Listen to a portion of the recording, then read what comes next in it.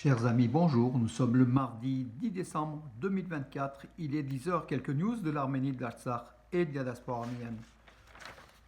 L'exposition de mes caricatures face au succès qui se poursuit jusqu'à la fin du mois, il devait durer 3 jours au départ. Et puis on a allongé d'une semaine.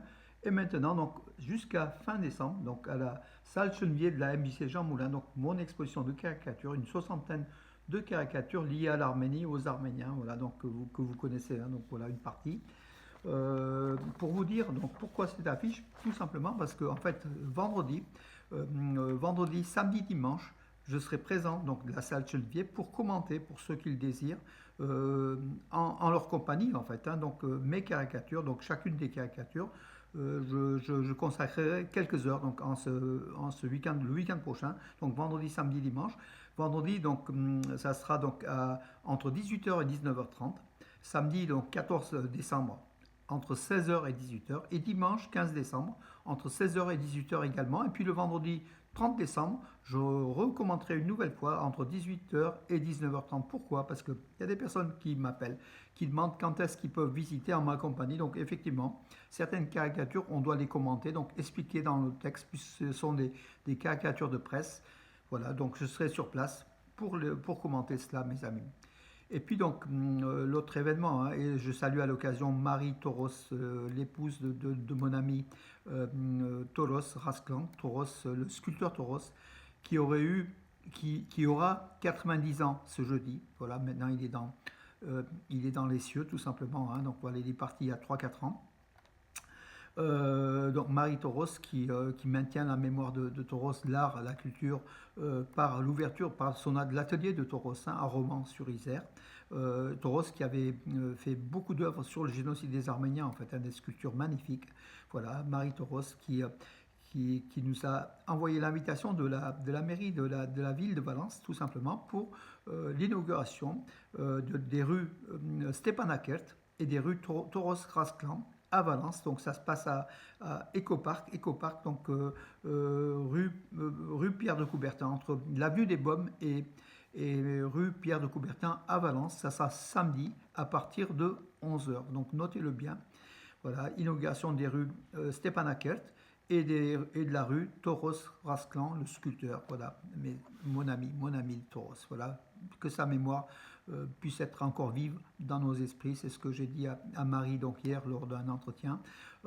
Il est toujours parmi nous, Toros. Il est présent. Il est à chaque coin de rue à Valence avec ses statues ou dans d'autres villes, hein, de France. Il est même jusqu'en Arménie.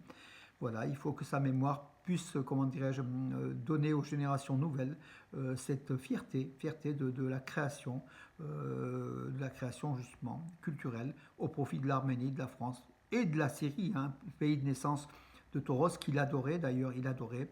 Bon, avec tous les événements qui se déroulent aujourd'hui en Syrie, il aurait été très très très affecté, Toros, voilà, tout simplement, hein, voilà. Donc passons aux informations, mes amis. Donc je vais mettre sur la page des informations que j'ai quelques-unes, hein, donc hier. Justement, les Arméniens de Syrie, donc on y revient. Ils ont rencontré en compagnie des minorités chrétiennes, hein, donc d'Alep. Ils ont rencontré comment dirais-je, le nouveau commandement, donc des forces militaires qui aujourd'hui ont pris le pouvoir à Alep. Voilà, donc tout est rassurant. Donc ces djihadistes, ces islamistes désirent rassurer en tout cas les chrétiens. Or, on apprend qu'effectivement les cloches des églises ne peuvent plus sonner. Donc, on est un pays musulman. Voilà, encore une fois, ça commence mal, je dirais. Sous les airs de réconciliation, les islamistes peuvent aller dans des dérives, sectaires. Voilà. Et d'ailleurs, tous les États fondés sur des religions, hein, on voit ce que ça donne. Hein, et les minorités chrétiennes vont sans doute subir comment dirais-je, cette présence islamiste, d'autant plus que la Turquie est derrière, que la Turquie a financé, armé, comme je l'ai dit.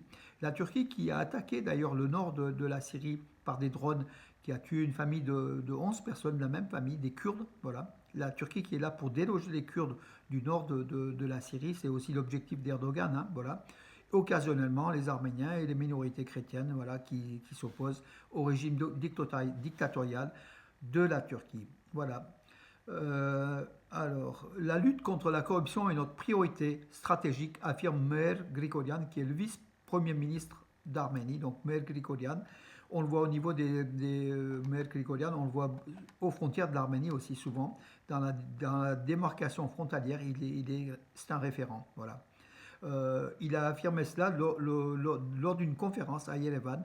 Les défis de la lutte contre la corruption et les moyens de les surmonter, organisés à Yerevan. Le gouvernement Pachinian fait des efforts effectivement pour lutter contre la corruption qui était endémique dans toutes les républiques ex-soviétiques, avec des succès, mais malgré tout, la corruption est toujours là et restera encore là pendant encore de longues années, puisqu'elle est héritée donc de cette Union soviétique qui, pendant 70 ans, a inculqué cette corruption à ses citoyens de soviétiques, et l'Arménie en faisait partie. Lorsque les frontières internationalement reconnues de l'Arménie ont été violées, nous n'avons pas reçu de réel soutien de l'OTSC, l'Organisation de traité de sécurité collective. C'est ce qu'a affirmé Ararat Mirzoyan dans un discours important hier. Ararat Mirzoyan, c'est le ministre arménien des Affaires étrangères. Il a déclaré à l'agence de presse finlandaise l'Anen Media lors d'une large interview. Voilà. Il s'était rendu à Helsinki en Finlande, Ararat Mirzoyan, pour signer des accords avec son homologue finlandais du ministère des Affaires étrangères.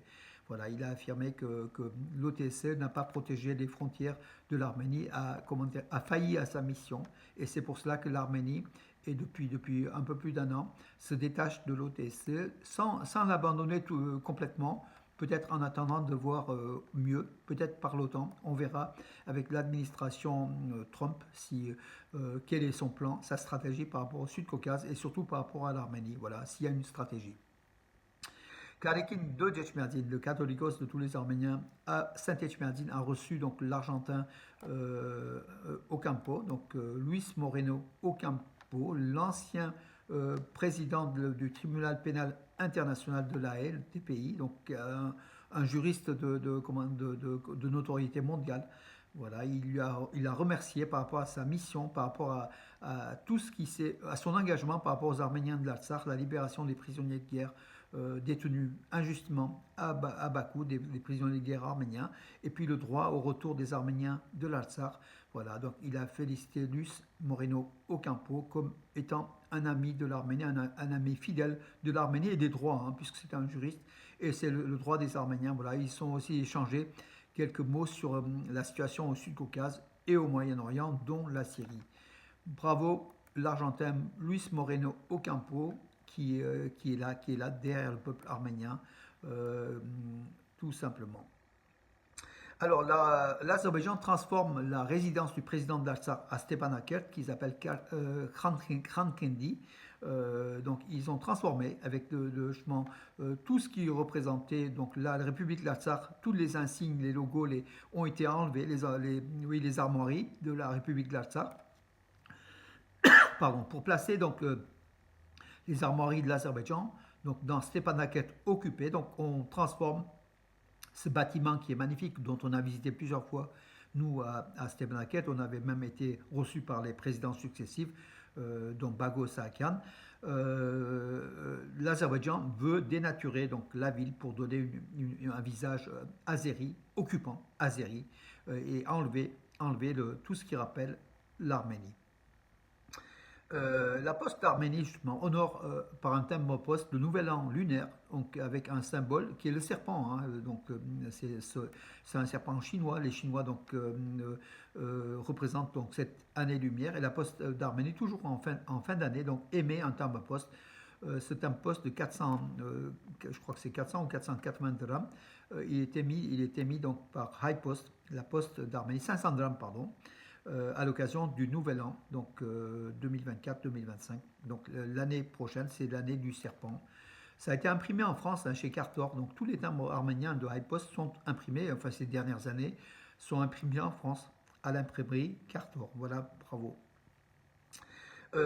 Alain Simonian, le président du Parlement arménien, dans un discours au Parlement arménien, affirmait que l'orientation européenne de l'Arménie est le résultat d'un choix naturel. Donc l'Arménie est naturellement penchée vers l'Europe et naturellement l'Arménie s'approche de l'Europe et c'est une bonne chose, à part que l'Europe n'a pas encore d'armée pour protéger l'Arménie en cas d'attaque justement de l'ex-partenaire stratégique de la Russie qui voit d'un mauvais œil ce rapprochement de l'Arménie avec l'Occident, avec l'Europe et les États-Unis.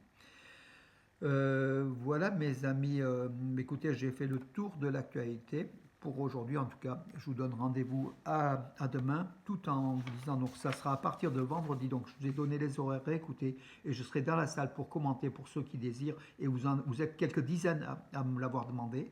Et puis samedi, donc samedi 14 à 11 heures, inauguration des rues Stepanakert et et de la rue sculpteur Toros Rasklan.